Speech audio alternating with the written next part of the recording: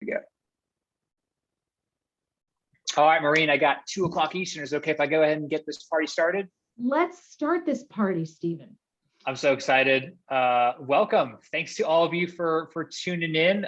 Good afternoon if you're on the East Coast. Good morning if you're on the West Coast. And if you're watching this recording, I hope you're having a good day no matter when and where you are. We are here to talk about how to get a return on your nonprofit technology investment. I love it. I got a vested interest in this topic, as you can see, but it's still a good one despite all that. I'm so happy that all of you are here. I'm Stephen. I'm over here at Bloomerang, and I'll be moderating today's chat as always. Just a couple of quick housekeeping items. Just want to let you all know that we are recording this session, and we'll be sending out the slides as well as the recording later on today. You should already have the slides, but if I missed you, don't worry.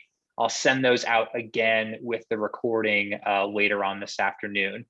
So if you get interrupted or you have to bounce early, no problem. You'll get all those goodies. But most importantly, we'd love for these sessions to be interactive. So send in your chats. There's a Q&A box and a chat box. Say hi in the chat box. Introduce yourself now if you haven't already, but ask questions. We love it. We're going to save some time for Q&A at the end. So we'd love to hear from you. You can also send us a tweet. I'll keep an eye on Twitter every once in a while. But bottom line, don't sit on those hands. Don't be shy. And if this is your first Bloomerang webinar, just want to say a special extra welcome to you first timers. We do these webinars just about every Thursday. Bring on a great guest speaker. We love doing it. It's our 10th year. It's hard to believe of these webinars. But if you've never heard of Bloomerang, Bloomerang is donor management software. If you've never heard of us, check us out. You can visit our website. You can watch all kinds of videos, see what we're all about. Especially if maybe you're shopping for a new database here in the near future. But don't do that right now because, golly, I'm so excited. I am righting a huge wrong. This guest is someone I wanted on the show for years. It's my fault. It's not her fault. But joining us from beautiful Sandwich, Massachusetts, near my homeland, up there on the Cape, Maureen Walbioff. Maureen, how's it going? You doing okay? I am doing great. It's Thursday, friends. So, you know, like almost there. We have one more day. And yeah, Stephen and I think we booked this date like in March or something, right? Locked it in.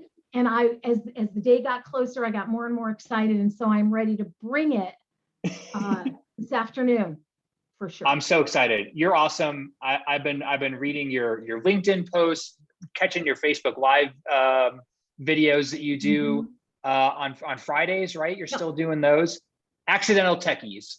What I really like about Maureen is, you know, I think she's maybe the only person who truly understands that fundraisers, we love fundraising and the mission and the cause, and the technical stuff is hard. And if you are endeavoring to purchase any kind of software or look at something, talk to her first. Go read her blog.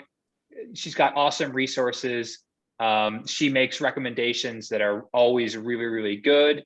Even if Bloomerang isn't the one being recommended, that's okay, because we know there's a lot of good systems out there. But she is awesome. So talk to her, and you're going to get a lot of that out of this presentation. And I'm going to pipe down. I've already taken up too much time away from you, Maureen. So I'm going to stop sharing because they want to hear from you. So here we go. Good. Yeah. And so to sort of piggyback on what Stephen was just saying before we get to the slides, right? We all deal with a lot of stuff.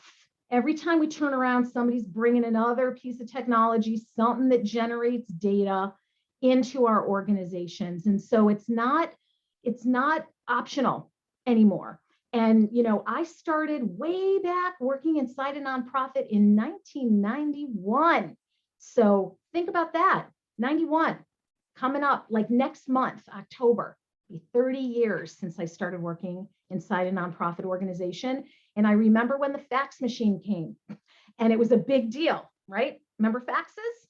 And now it's complicated. It's complicated, it's expensive. And people come to me, and I am like Switzerland, as Stephen says, right? I'm very platform agnostic, don't care what products people use as long as they're the right ones for your organizational goals and budget and skill sets and all that stuff. And there's a lot of talk right now about moving around, and people feel like, oh, it's time for me to move. I'm spending money on this product. We are out of here. I'm looking around. If you're not moving for the right reasons, it's a problem. because moving is expensive, it's time consuming, and it takes a lot of brain power.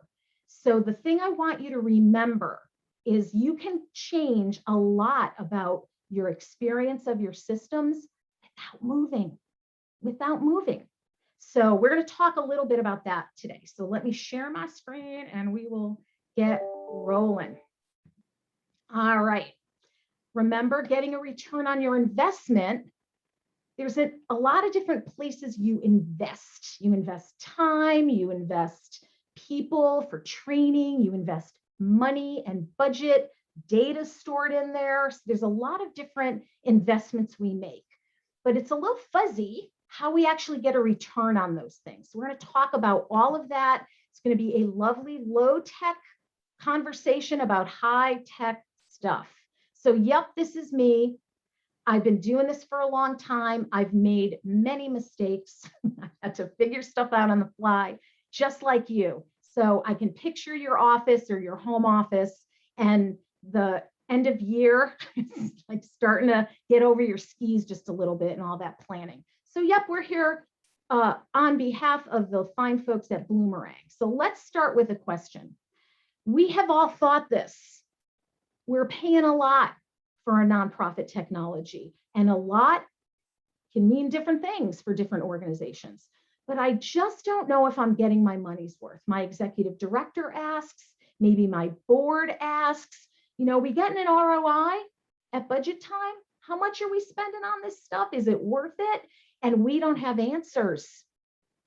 There's no place we could go look and say, yup, this is exactly what we should be paying. And we want it all to be magical. I've actually worked with some clients who have said, well, when we get our magical database, don't say it, they're not magic, they're just technology.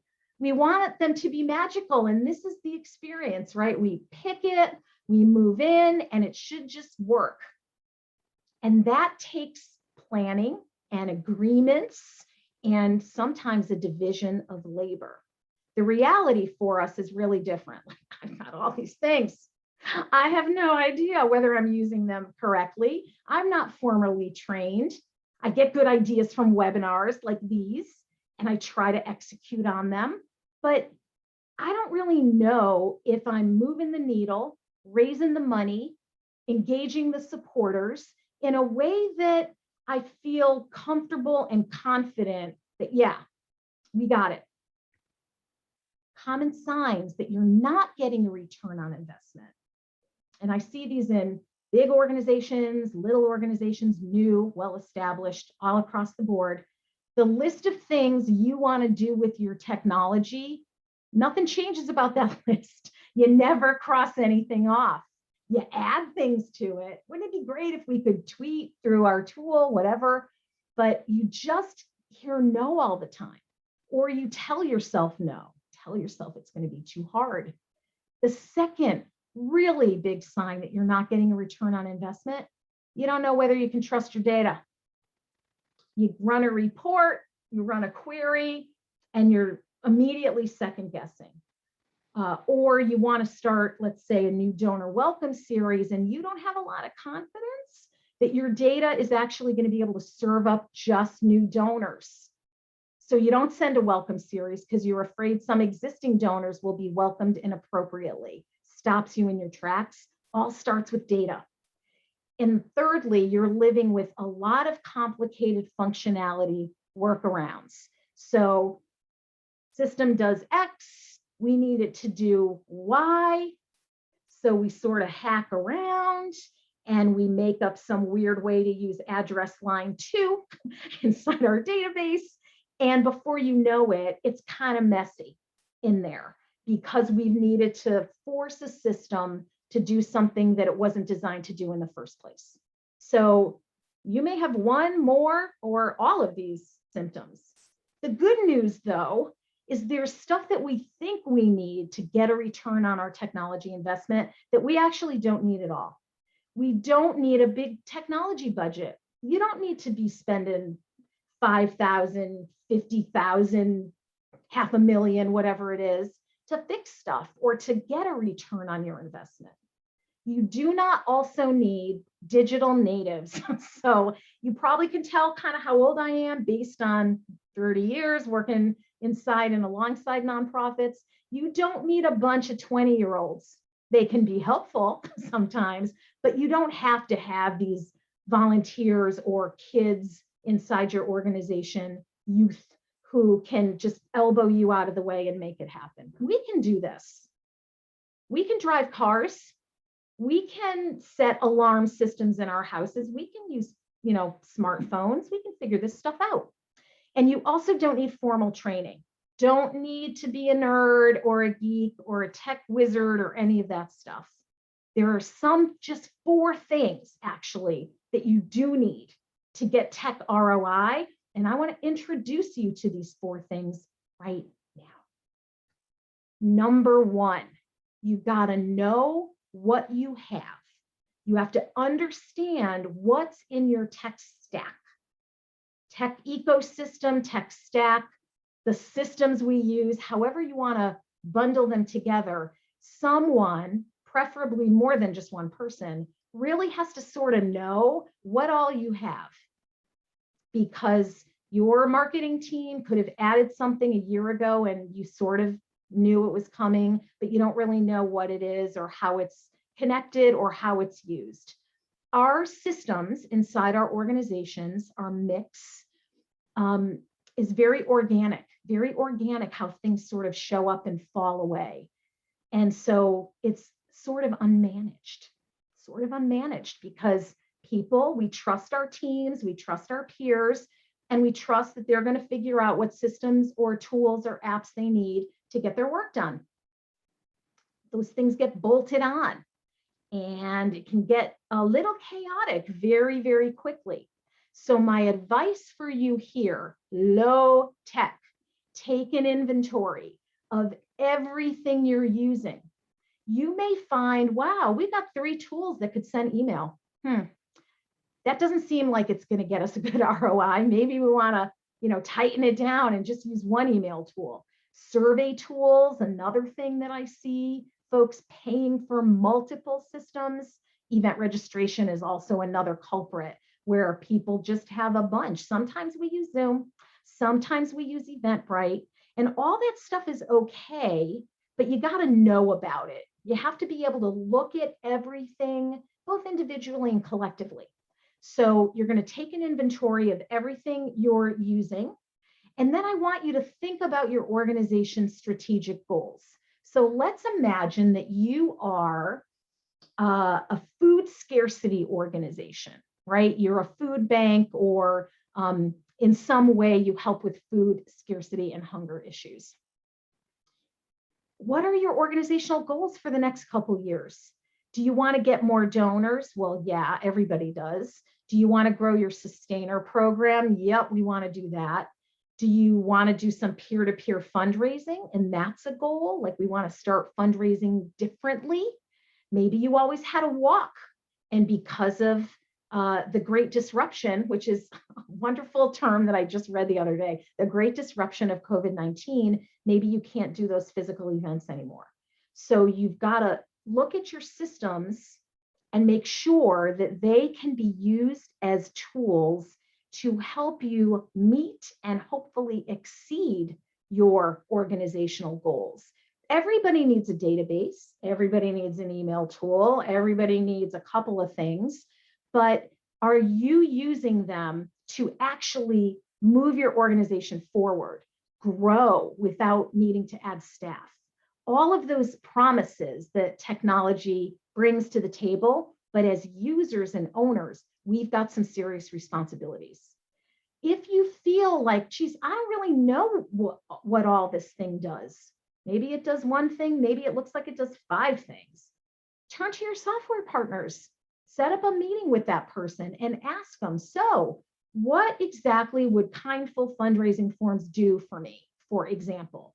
Can you orient me to them? Like, is there a video that I can watch so that I can evaluate whether I want to use it or not? So knowing thyself, knowing thy tech stack is actually the first key to getting a return on investment. And I have a free worksheet. You can get it from my website. I also made a nice little bit.ly here. Stephen, if you want to pop that in the chat, that's great for folks to just go and download this worksheet. It walks you through listing out all the product names of everything that you've got, who owns it, what are the pros and cons to each piece. And then you can give them a grade, like a letter grade. It's an A. We're not moving. It's great. We feel like it's the right thing for us right now. It's a B, still pretty good. C, start to get a little worried. Like, average, hard to get an ROI when something's in a C state. And then D's and F's, you really want to have some deep conversation inside your organization to think about, what are we going to do if we have a bunch of things that our team has rated poorly? They need extra help or some extra loving or something like that. So make that map and keep it updated. So when a new product comes in to your environment, somebody, and we'll talk about this in a minute, somebody needs to update your inventory so that it's accurate. It's like a staff person, right? Like, let's imagine that every product you use is a teammate, somebody who your organization is paying to do a job. Your organization is paying technology to do a job. Somebody's got to know who's on our team and then who has left. So take it that seriously. The investment of time and money, pretty similar in some cases. Second thing you have to do to get a return on your technology investment is people, because people use technology. Even if you've got automation, even if stuff is set up to like run reports automatically or send out an acknowledgement letter automatically, people use computers. And way back in the old technology days, there used to be an abbreviation that was PICNIC. And PICNIC stood for problem not in computer, problem in chair, which meant the person who was using it didn't really know what they were doing. Everybody struggles with change. We all have a little bit of resistance or a lot of resistance when new stuff comes along. So if you've got a new database, let's say a new fundraising system, and Mary only wants to do her job the way she did it in the old system, you're not going to get a return on investment, because Mary's going to enter stuff not correctly. She's going to fight it. She's going to say it's stupid. I can't learn it. Some of those things are very self-protective. Mary has been doing her job for 10 years in one product. And now Mary's got to make a big change, which means she can't do it on autopilot anymore. Maybe she's even worried that she doesn't have the skills to actually do her job anymore. It's going to be slower. She's going to have to think.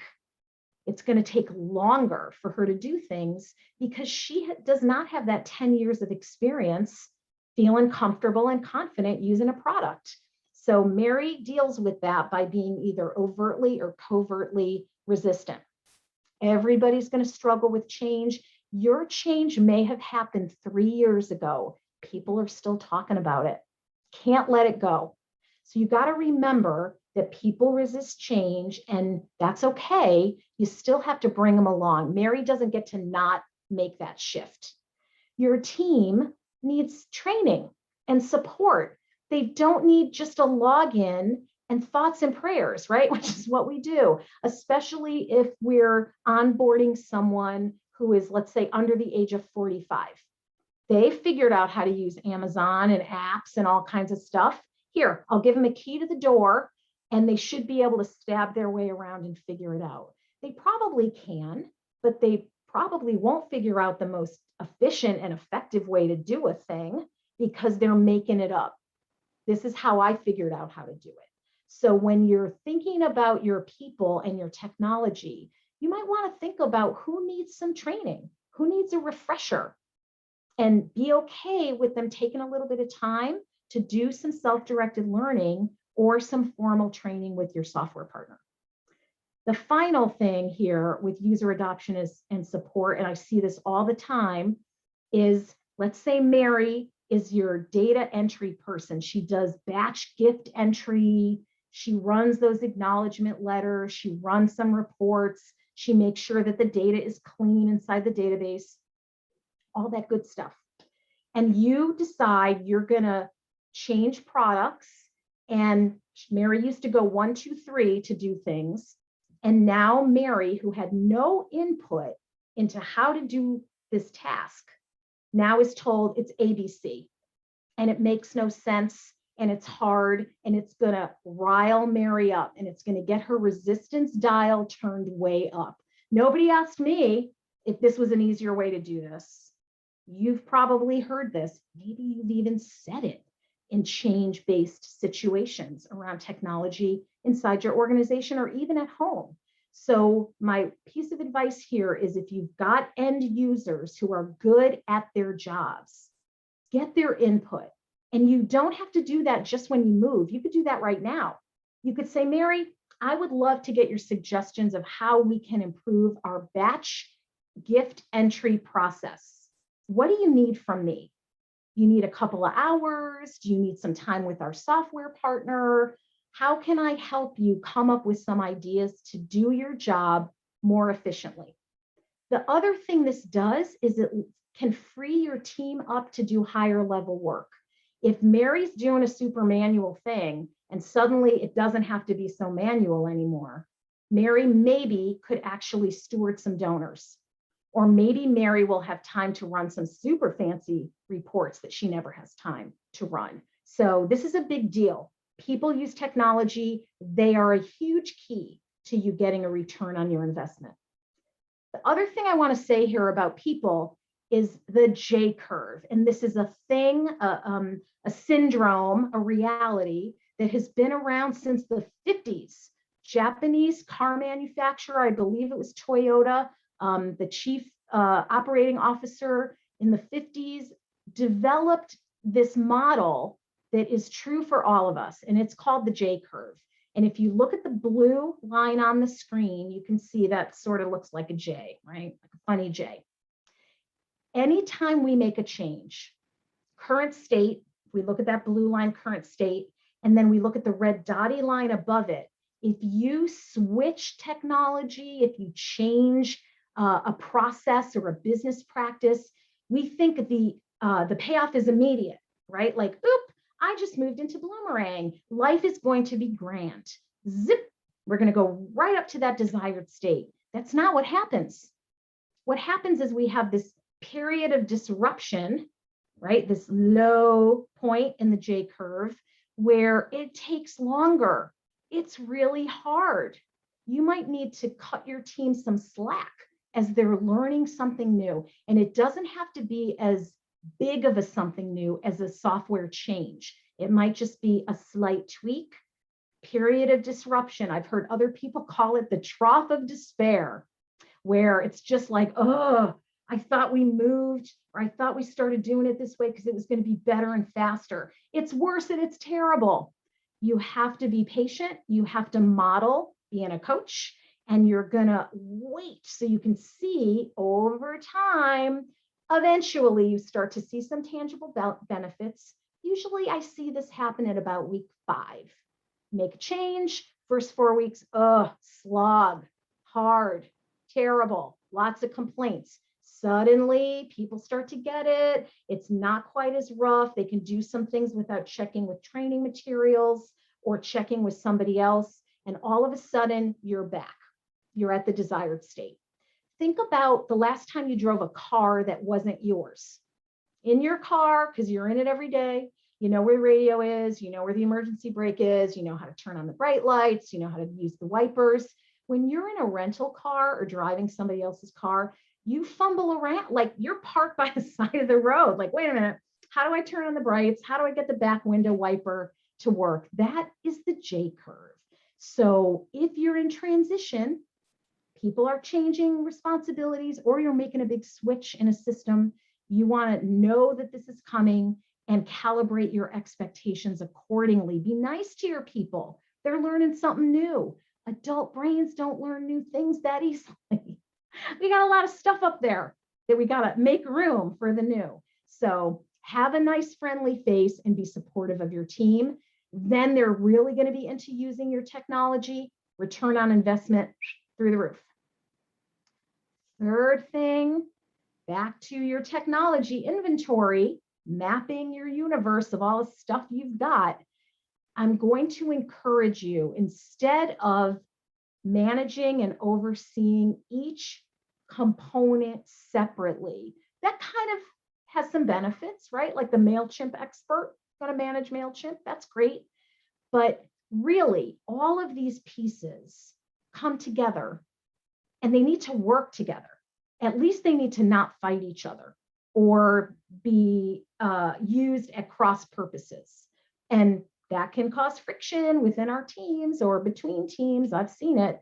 So your technology needs coordinated oversight. You got to look at the whole. This is one of those cases where the whole is much greater than the sum of its parts. Every single one of you watching this webinar, whether live or recorded, has a tech stack. You got a unique mix of stuff. It's kind of like a thumbprint. Most of us have it. It's all a little different, unique. So your tech stack is going to be different than somebody else's tech stack. And coordinated oversight helps you use all of it better, all of it together. So if you have a simple tech stack, let's say you've got, I'll use Bloomerang, you've got Bloomerang and you've got MailChimp. That's all I got. It's super simple here, very simple. You manage them separately, that's great. But if you manage them together, the return on investment for both products is going to rise because my fundraising database has to work well and be set up in a way that works well with my mail tool. And my mail tool has to be set up in a way where it can share data and use data from my fundraising system. So although they might have separate functions, they're actually pieces of a whole. So I'm going to encourage you, unless you're like a mighty team of one, and that might be true, form some loose affiliated cross-functional technology governance group. Some people call it like a tech security group, right? Work group, action group.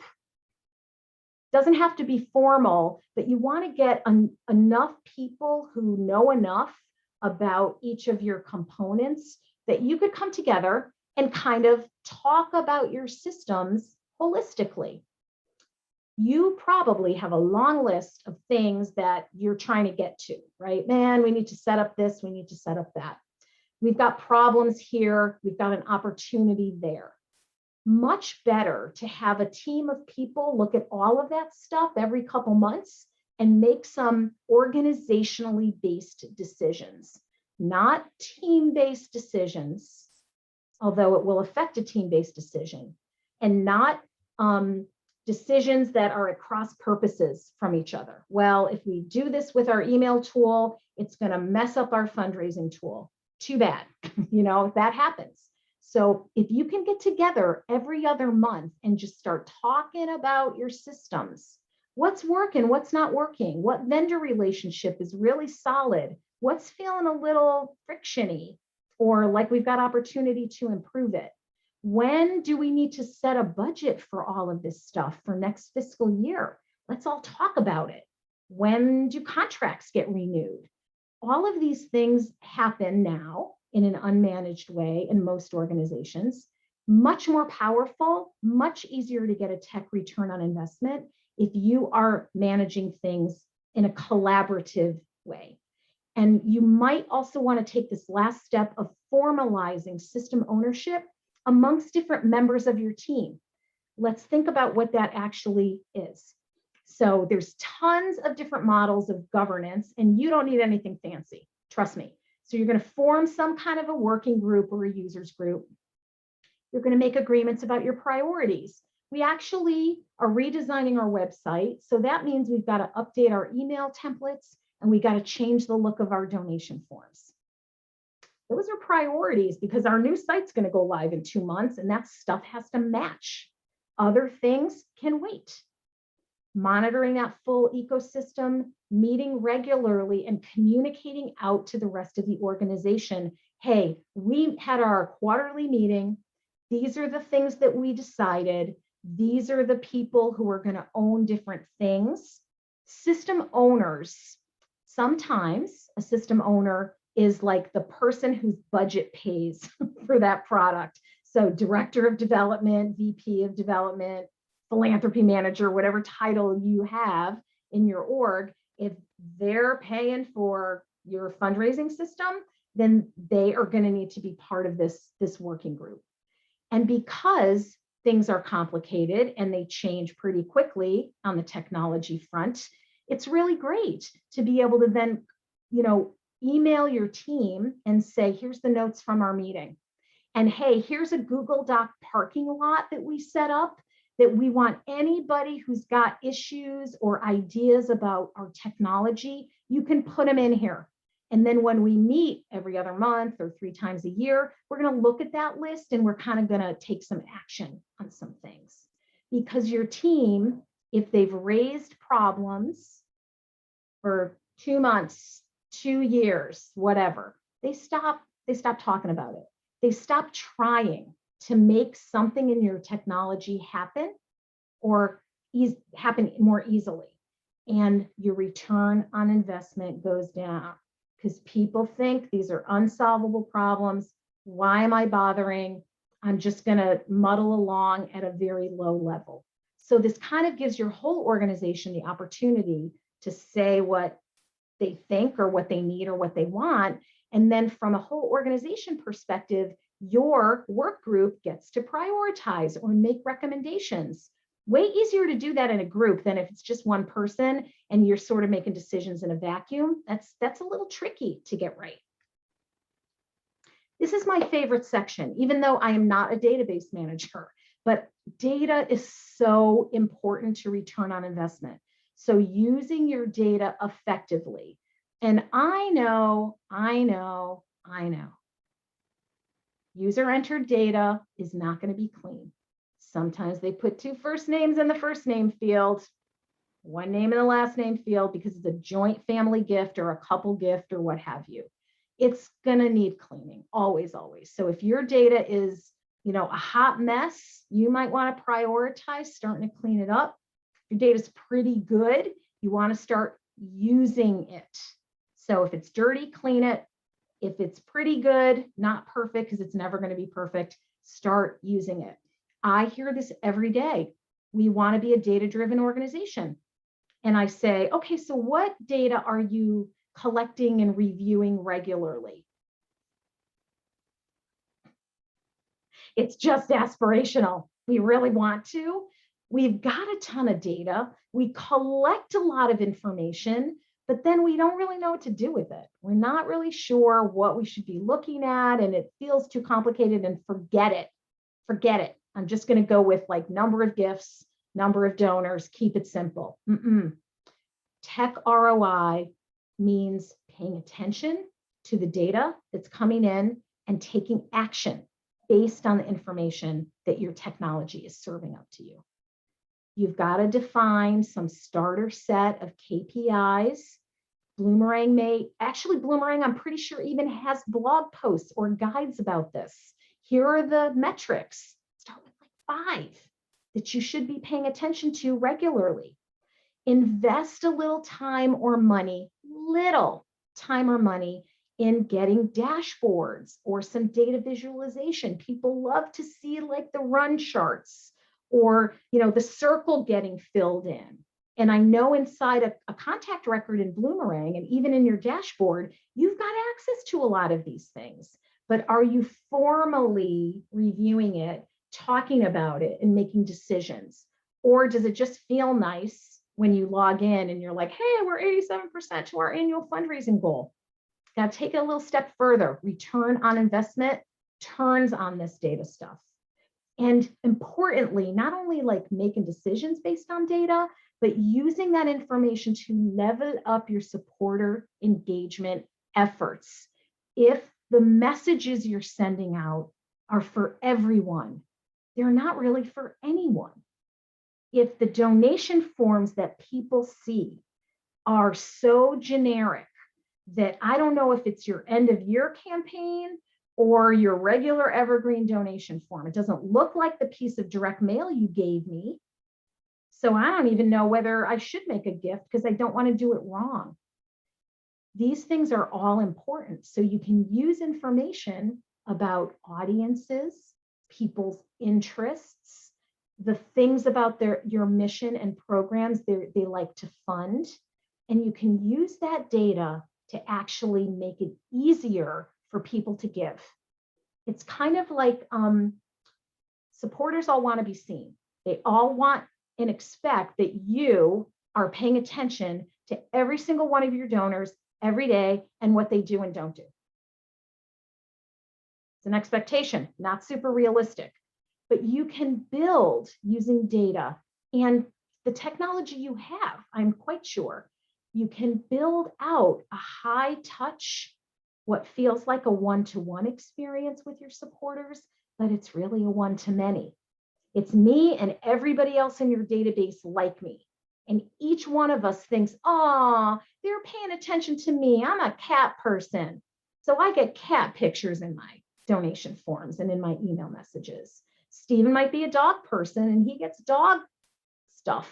Simple things make it feel to your supporters like you're watching. They all know they're being tracked.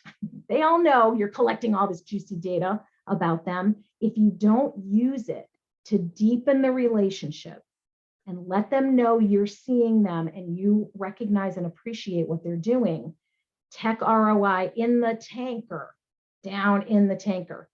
Because that's the promise of these tools, right? It's like, I'm going to be able to do things in an automated way. I'm going to be able to make sure the right message and the right donation form gets to the right person at the right time through the right channel. Full stop. That's the promise of this stuff.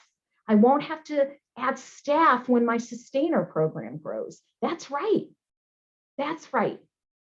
So if you are feeling a little stuck, like, I like our systems, they all get pretty high grades, I understand the people thing, we're going to set up a work group, data would be an awesome thing for you to do. And if you can't do it between now and the end of the year, make a plan now for January and book a couple meetings with the right people to have this conversation in January. They're not going anywhere. Those meetings will stick around on their calendar. So look ahead, make an island of a meeting after the holidays when people are a little calmer and a little less distracted. These have a huge impact on return on investment. If nobody trusts your data, then it's full stop. Why? You might as well have a spreadsheet. Manual data entry is a productivity killer. If you have staff who enter one thing in QuickBooks over here, then they enter the same information in the database, and then they enter the email address in your email tool, forget it. Forget it. As you grow, you're always going to need more people power to keep up. So look for opportunities to streamline your data entry so that you can trust your data and you can make data-driven decisions as you grow without feeling like you've got to go to your boss and say, so good news, bad news, our sustainer program grew by 30% last year. I need a new staff person. Eventually, you might need a new staff person, but you can probably grow your program by at least 20% if you're leveraging your systems to do what systems are designed to do, which is deal with the things that people do and the data that they enter. So before we get into Q&A, I'm just going to do a little time check. Oh, we got plenty of time for Q&A.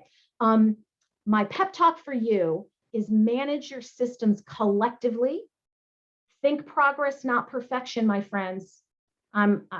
This happens to me where I feel like if I can't do it exactly perfectly right, I'm not going to start. Doesn't help us, doesn't help me, doesn't help you. So take baby steps.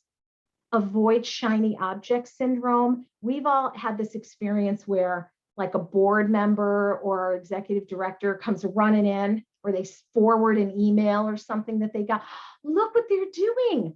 I want to do that. Well, let's talk about whether that is the right thing for us to be doing based on our strategic goals, based on the thinking and the frame that our technology is like staff person. And it can do anything, can't do everything at once. So let's prioritize. And you can do this. You are a smart, seasoned adult person.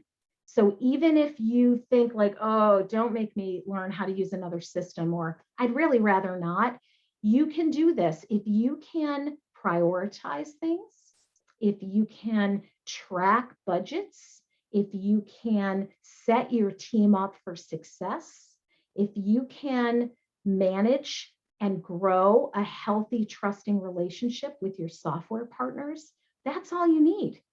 You do not need to understand the how. You don't need to understand how information is going to get from Bloomerang into MailChimp. You don't need to care about that. You just need to know that it can. And if you have any responsibilities to see that that happens, and who to call if it stops working, you can do that. You don't need to take another class or get a certification or take a sabbatical and become like a tech guru. You can do this with the skills that brought you to the job that you have today. And doing things as a team in a collaborative, trusting way is always way better than like storming off on your own and expecting people to follow you. Bring them along, have the conversations, and make those good decisions that will help your organization grow and exceed those annual and maybe strategic plan goals. So I am gonna, let's see, open Q&A. So Stephen, do we have questions, or has anything popped into your head as you've heard the content this afternoon? I have so many questions for you. I won't monopolize the remaining 10 or 12 minutes or so. So do ask questions because we've got a good chunk of time here. So don't be shy, because obviously we got our expert here. But Maureen, thank you. You've been speaking my language. You've been preaching to the choir for almost an hour. I love it. Oh yeah. Yeah, I was just oh yeah, this is so good. You mentioned one thing that really stood out to me was, this idea of data entry standards. Could you pull on that thread a little bit? Because I wonder if maybe some folks would really benefit from that. Hey, we're gonna, we've got Raiser's Edge or Bloomerang or whatever. We got to put data in a certain way. Like, why is that valuable? I'm sure you've seen some horror stories. I won't tell the horror stories, but I'll tell you funny stories. Okay.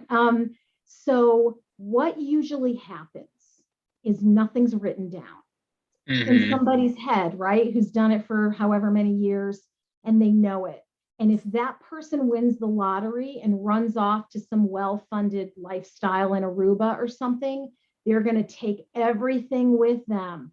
Even if you force them to sit down for their 2-week notice and spit it all out, you're going to miss a bunch of stuff.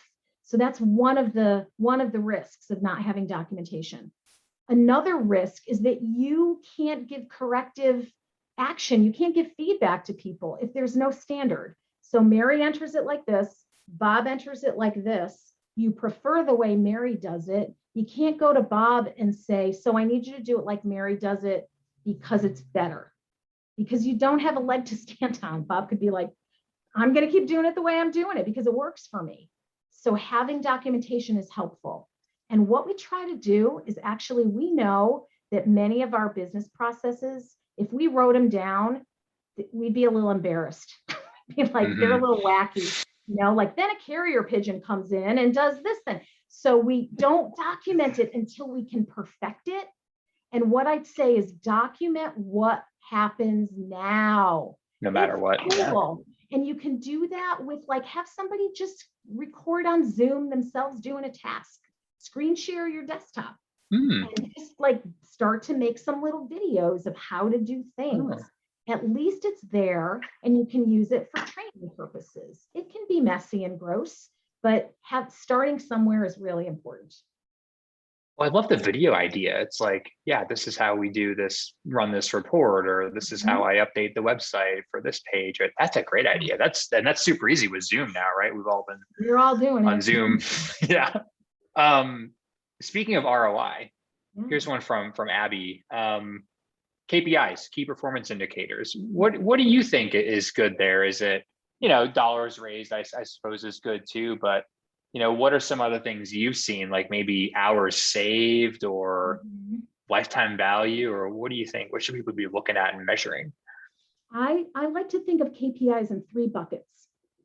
First bucket is fundraising, which it would include some of the things that you mentioned, Stephen, like average gift amount, lifetime donor value, number of sustainers, average amount of sustainer gift, membership renewal, and all that other kind of stuff. How many major donors, grants.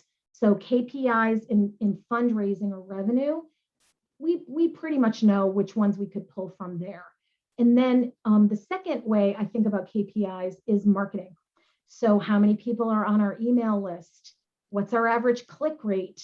What's our average unsubscribe rate for a month or for a year? So that you're monitoring who's coming in and giving you permission to email them, and then how long do they stick around?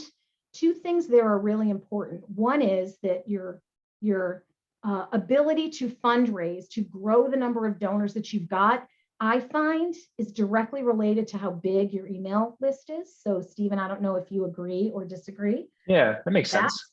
It's your pool, right? So you got to keep your eye on that. It is fundraising related. And the second is, if you've got a lot of people who don't interact with your messages at all, you've got a very low click rate or a very low open rate, that decreases your sender reputation, as they call it. And that can mean that your messages actually don't go into the inbox, because not enough people are actually paying attention to what you're sending. So Outlook and Gmail and those email services providers start to demote your messages because nobody's doing anything with them. So if you have a lot of zombies, people who haven't opened at all for like a year or more in your email list, I might send them a couple messages saying, hey, we are still interested, whatever, and then get rid of the non-responders. Yes, your email list size will go down, but your open rates will go up and your click rates will go up, because you're just sending your stuff to people who want it. And it can be scary to see that email list size go down. The third KPI set is operations or programmatic, Stephen. So if you have beneficiaries and you're tracking program recipients, you might want to see some data there. But operations, you hit it right on the head. It used to take us this long. Now it takes us this long. We needed this many staff to do it in this many days. Now it takes us this many staff in that many days. So yeah, I think adding the people part into your KPIs is really, really helpful to know how big will our program need to get before we need to hire. I love that. I especially what you said about the hiring, because that can be so illuminating to kind of guide your efforts there. Along the same lines, Maureen, what about like if you want to invest in something and maybe your board or board member or maybe your boss is saying, why should we spend the money on that? Is, kind of pulling on that KPI thread. Is that when, like, what have you seen work to build that case? Like, we would expect to raise this much more money, or make up the cost of that software after so many months. Like, what have you kind of seen work there? All of those are great suggestions. I find that when it comes to like the people who write the checks or board, people who are really going to approve a significant financial investment in systems, there's three roads to their hearts. The first is, we can grow without adding staff. We can grow without adding staff. People perk up their ears. Second is efficiency, right? So doing it we do it all manually now. It's all in Google Sheets. And so if we move into a database, it's going to make it much easier and faster for us to do our things. So efficiency. And the third thing, which is fairly new, is if we're working in somewhat of a distributed way or a hybrid, sometimes people come into the office, sometimes they're working from home way, having a cloud-based system lets everybody use it no matter where they're sitting. And I think right now I'm just watching so many organization teams struggle with who goes in, who does what, and do you have the internet bandwidth? Do you have a laptop that will work for you to do heavy technology tasks? So I think that's the other thing, is it could work no matter where somebody is in the world. Does that help? Yeah, I love it. What about this? Maybe something you've been, you mentioned the turnover when you were talking about the data guide and kind of keeping track of those things. Yeah. It seems like we're in sort of this climate where there's a lot of turnover, right, happening, not just in our industry, but probably everywhere. What do you think folks should do to maybe, mitigate the impact of that, besides those, kind of downloading their people's brains and recording things, before they leave, which I think is really good advice. So people leave for all kinds of reasons, right? Especially right now, I think if you are a parent and you don't have reliable daycare for your kid right now, or your child is still doing remote school or needs to do remote learning in one way or another, people are leaving for personal reasons and not just professional reasons right now. And I think having good technology that doesn't feel like it's held together with tape and gum helps people stay in their jobs. Like part of what we battle is like, oh, this is the stupidest way to do this ever. And I've done it for 3 years and I'm sick of it. I need to work in an organization where they give me the tools so that I can do a good job at my job, and I'm not fighting with those tools all the time. You can't what's the word I want to use? You can't tag it to that, but I would start asking, like, if you're experiencing people leaving in your organization, ask in the exit interview about systems. It might start to give you some data about, I'm going to a place where they just have a better X or Y, or I actually feel like they're invested in giving me the tools to do a better job at my job. It's, we all are scrappy. I don't care how big your budget is. Every nonprofit is like, I could do more with less. Show me, with one hand tied behind my back. And eventually you can't do that anymore. And your staff gets discouraged because it feels as though you're still stuck in 2005. And the expectations for them in their job and your supporter expectations are 2021. And it feels terrible as a fundraiser to feel like I have 2 Dixie cups and a string to raise money. And I'm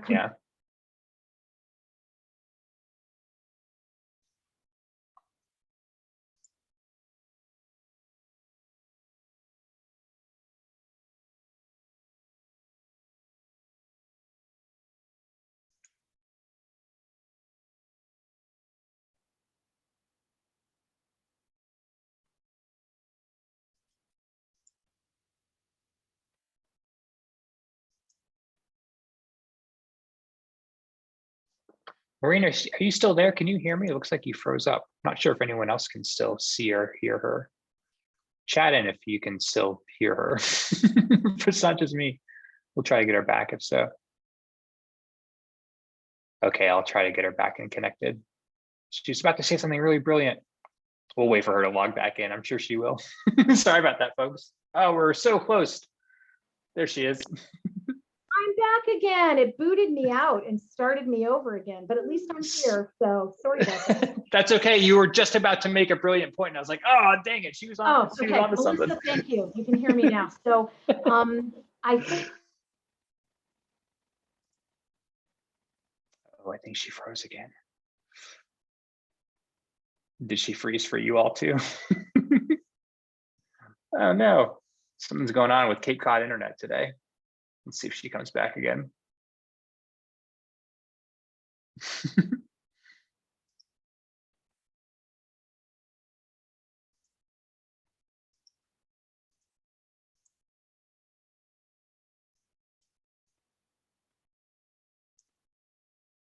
I know, I agree, Shara. Maybe they're trying to censor her. Thanks for being good sports about it. Hopefully she can get in one last word. Okay, that's a good sign that she's coming back soon. Yeah, you read my mind exactly, Jennifer.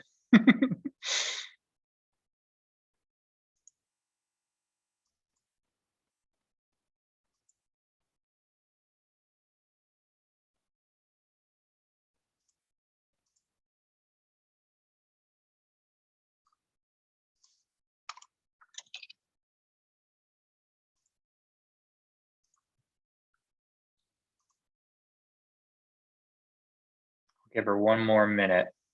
If not, I'll tell you all about the next webinar, and then we'll call it a day.